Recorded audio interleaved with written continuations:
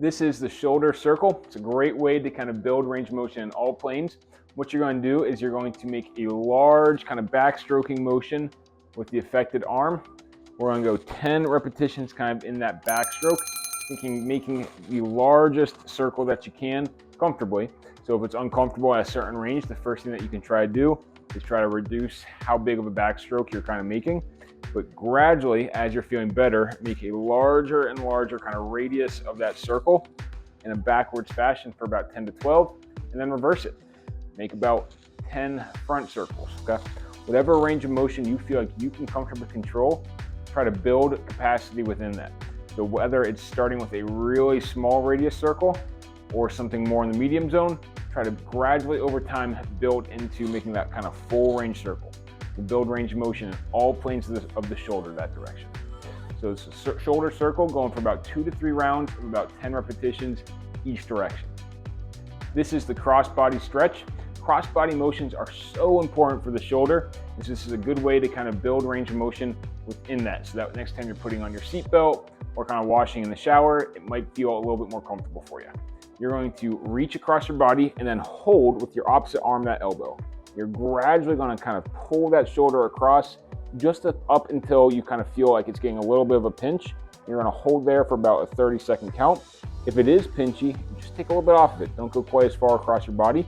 We're going to hold for about a 30 count, going for 2 to 3 rounds. So again, what you're going to do is reach across the body, grab this elbow with the opposite hand, and then just give it a little bit of a pull up until you feel that pinch, and then take about 5% off once you kind of find that pinching point. Hold it for a 30 count, 2 or 3 rounds through, the cross-body stretch. This is the 90-90 shoulder external rotation. So we're going to get into a 90-degree position at the shoulder and then a 90-degree position at the elbow. So we should have a nice right angle here at the shoulder or at the armpit, and a nice right angle here at the elbow. Once we get into that position, we're going to try to lock our elbow in right there, and then we're just going to turn our hand up and turn our hand back down, okay? We're working that rotator cuff muscle kind of functionally here. So we're going from palm kind of right at shoulder height to palm up. Our elbow should not change its height much in space. So one of the most common compensations I see is people kind of dropping that elbow or kind of trying to row it back to get that hand up.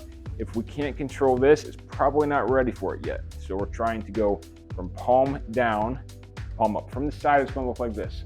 So 90 degrees at that shoulder, 90 degrees at the elbow. You're turning that hand up and back down. If this is easy, you can add a little external load.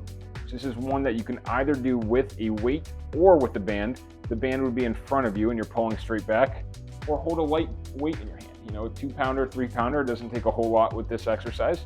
To get a little external load. We're working that rotator cuff functionally here. 90-90 external rotations. This is the supine floor press. You're going to take your heavier band and you're going to lay it out on the floor and then lay your back right on top of it so the band kind of comes underneath your armpits. You're going to hold on to both sides of the band, and then what you're going to do is you're going to press your hands straight up with your palms facing towards your feet, and then bring your elbows back down towards the floor.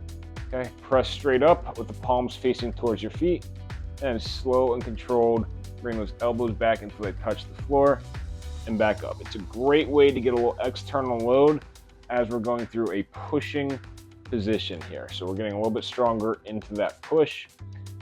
We're gonna go 2 to 3 sets, about 10 to 12 repetitions. If it's too easy, the first thing that you should do is you should get a little bit of a heavier band and then maybe add a little bit of a slower range of motion. And at the very end, add a little bit of an extra kind of bonus reach, as if you're trying to make your arm like an extra inch longer. 2 to 3 sets, 10 to 12 repetitions. This is the supine floor press. This is the half kneeling overhead press. Towards the end of these regimens, it's really important to get into the overhead position and to get stronger through it. So what you're going to do is you're going to take your moderate to heavy band and you're going to drop the same side knee on it of the working arm. So you're going to drop that knee on it, and then the band is going to be to the inside of that arm. What you're going to do is you're going to tighten your core, and you're going to press your arm straight up, and then bring your arm straight back down so that your hand is kind of next to your chin.